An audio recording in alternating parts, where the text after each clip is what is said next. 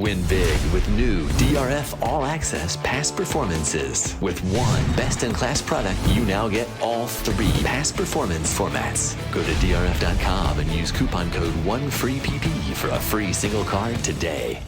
Dan Illman, Mike Beer, taking a look at race number 9 at Woodbine. It's Woodbine Miles Saturday, but this is the Grade 1 Summer Stakes, an important prep for the Breeders' Cup Juvenile Turf.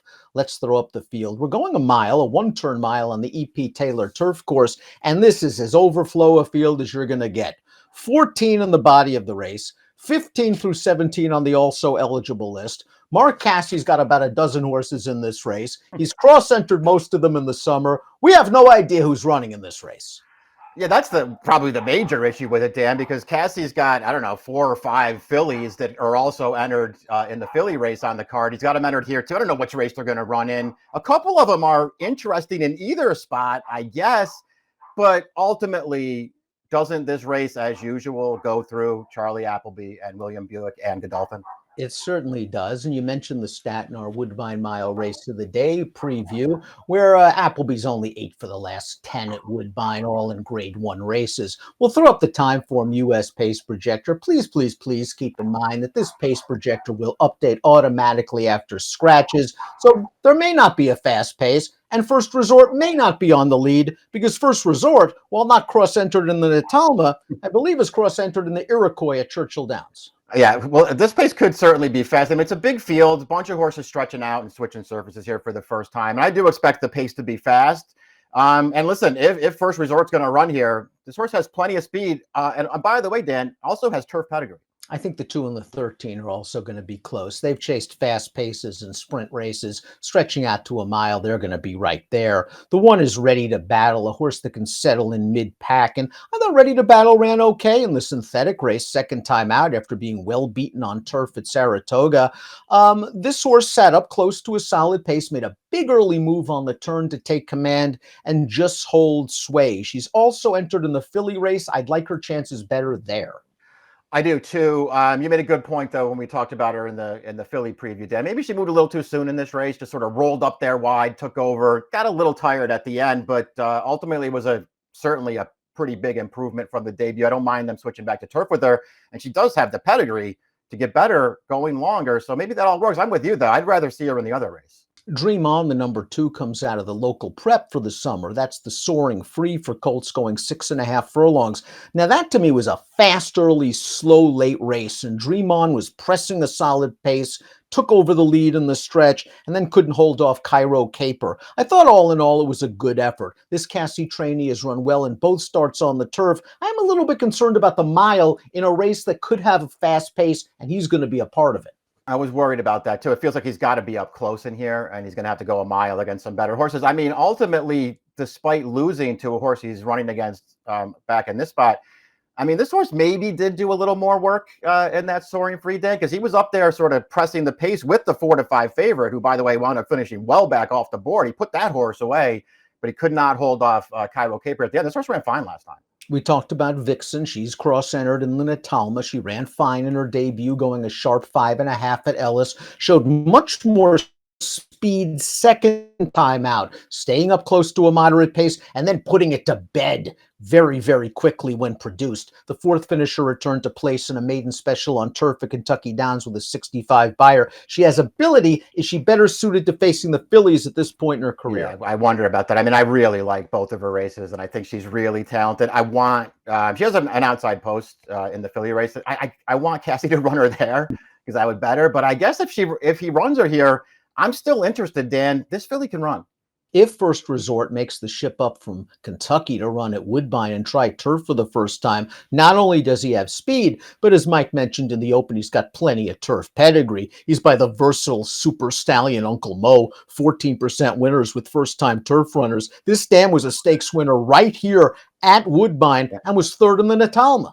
Yeah, exactly. The dam was a Grade 1 winner on dirt, but she was also a really good turf horse. So it feels like there's versatility with this pedigree. The debut was good at Ellis Park on a wet track. Fast dirt at Saratoga. Did a lot of the hard work in that Saratoga special, and then just got run over by a really good horse in Showcase. But I thought that was a fine performance as well. I like both of his starts, Dan, and I expect him to handle the surface switch. Cool Collective, the number 5, has improved since switching to grass. This horse is listed as a gelding for the first time, seems to have a little bit of tactical speed. Finished behind Cairo Caper last time out, didn't see too much of an excuse. Yeah, I didn't either. I thought the trip ultimately was a pretty good one. He just didn't seem like he was quite good enough in that spot. I did like his maiden win 2 starts, but he got a great trip in that race. But I did like the way he leveled off and won it. He's got to up his game in here.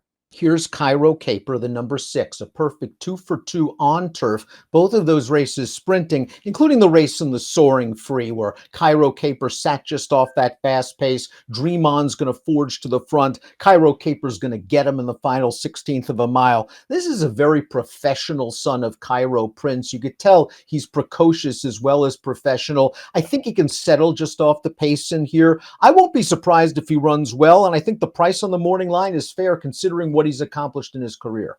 Agree with everything that you just said, Dan. I like how professional he is. He's certainly a very forward 2-year-old. He's gotten really good trips in both of his starts, but because that's the kind of horse that he is. He puts himself in a good position and he finishes in his races. I'm not really that concerned about him going the mile. We talked about the Cassie-trained filly, the 7 Will Rain, in our Natalma preview. While the Soaring Free was a fast early, slow late race, the Catch a Glimpse was the complete opposite. They crawled early and sprinted on home, and that worked against Will Rain, who doesn't have a lot of speed, was at the back of the pack, and then was just a little bit green in the stretch when produced. Blinkers on. I think there's something here, and the War of Wills right now have been running on turf. If she gets pace and she runs here, I'd use her.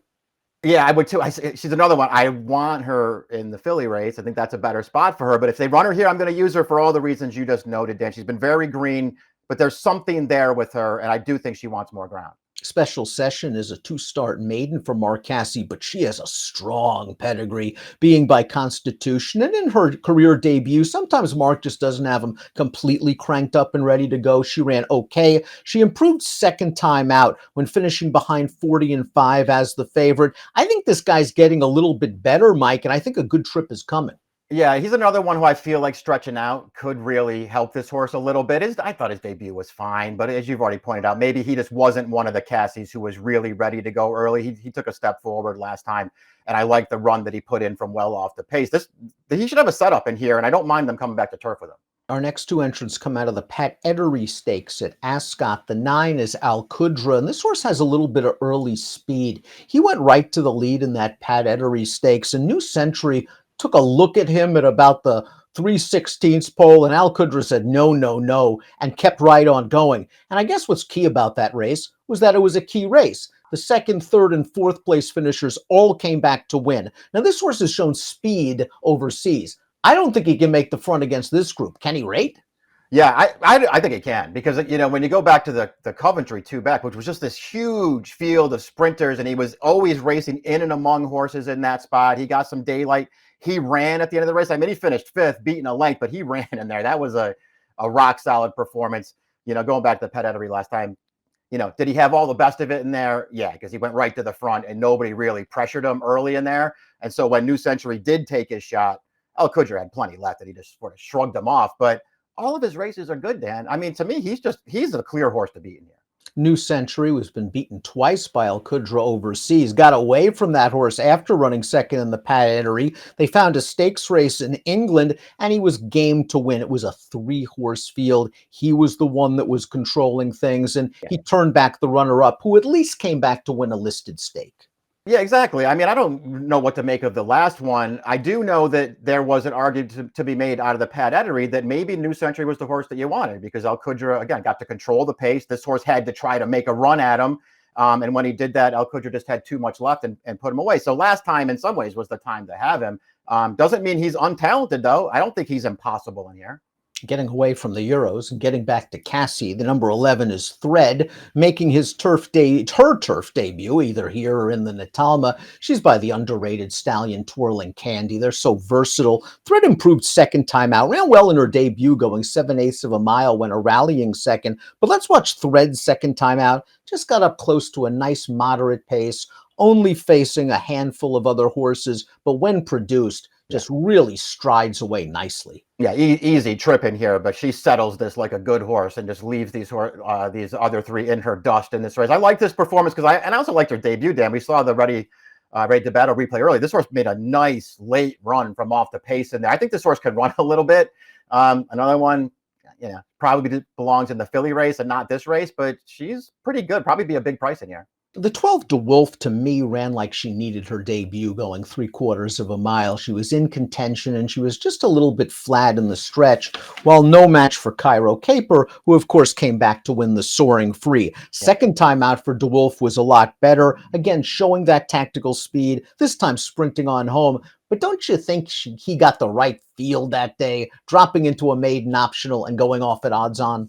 Yeah, he found a great spot. Not only did he find a great spot, he found a great trip in that race, just sort of sitting a big long shot, first time starter. The horse, I think, was over 40-1, just sort of ran off, opened a big lead going a very fast pace. And this horse just sat there, waited for that horse to come back to him, and then just went about his business. I don't think I would bet him off of either of the two races he's run so far. 40-5, the 13 figures to show a lot of speed in here for a very good trainer in Josie Carroll. This one was beaten by Cool Collected in the career debut, but came right back to win, going 7/8 of a mile, and did some work. The early part of this race was pretty fast, 22-3. This one was on a hard chase, still has a lot of work to do, and is going to grind it out. Yeah, grind it out. It's a good way to put it here. This horse has done the hard work in both of his starts so far, sort of keeping up close, having to work really hard in those races, and showing a good amount of gameness both times, Dan. I like that about him. What kind of trip can he pull in here from post 13, trying to race up close? His pace could be fast. I think there's a lot working against him. Similar situation for the 14 Winterberry. If she tries to emulate the same style that she did in this race, her career debut going 6.5, where she went to the front and she got a nice breather on the backstretch. I really like the way she fired on home. She wins as much the best with a respectable speed figure, but this race flow and trip, it's just going to be a lot different if she decides to run here from post 14. Yeah, she looks good finishing this race off, but that's kind of easy to do when you're just sort of breezing along on a loose lead early. We'll see what kind of trip she works out. If this is where they run her, it feels like post 14 probably made the decision for Cassie now. Just got to run her in the other race. I don't think they want to run her post 14 against the boys. Don't be surprised if one or all of the also eligibles get into this race. Did any one of the three catch your eye? We talked about Latin Fever, who was 80-1 in her career debut overseas, but she would now draw a tough outside post if she runs here. I thought Groot ran okay last time out on synthetic. I'm not sure enough for me to want to play him in here. I don't know that I would want to use any of them if they get in, but I did think Latin Fever ran pretty well, winning first time out over in Ireland. Let's take a look at our top selections for race number 9 at Woodbine on Saturday, the Grade 1 Summer, kicking off a 20-cent pick 4. Al Qudra, the European Invader, looks to have some tactical speed, looks to have some class, and certainly has Appleby in his corner. Just think he's the horse to beat no matter how the field shakes out there. I mean, I made my picks. I don't know about you, but I probably shouldn't have done this, but I just made my picks thinking that, who knows if the Cassie fillies are going to run here or not. I felt like they wouldn't run here. I would just point out if the 3 Vixen runs in this race or the 7 Will Rain runs in the race, I would like to use them somewhere in here. I just don't have them in my picks because I'm not sure if they're going to run here. I think El Qudra's the horse to beat. If the fillies don't run here, I found nothing to knock about Cairo Caper. He's going to be a fair price. He's going to get a good trip. This horse is fine. He is rock solid. And again, he's got the home court advantage over Al Qudra. 9, 6, 10, and 4 for Mike. 9, 10, 7, 6 for me. Who will run in the summer? We might have to wait till Saturday morning to find out. Best of luck.